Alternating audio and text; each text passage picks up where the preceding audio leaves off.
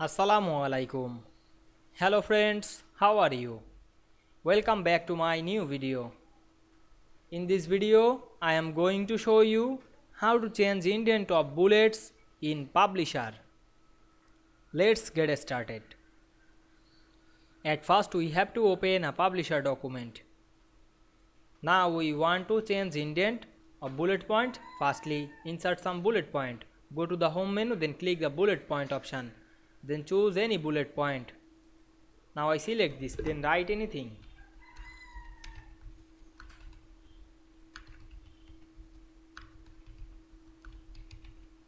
Now we want to change the indent of bullet points. First select the bulleted text. Click and drag on our mouse. Then click the indent option and move it. Then we can see we change the indent of this bullet point very easily. And we create a space between bullets and text.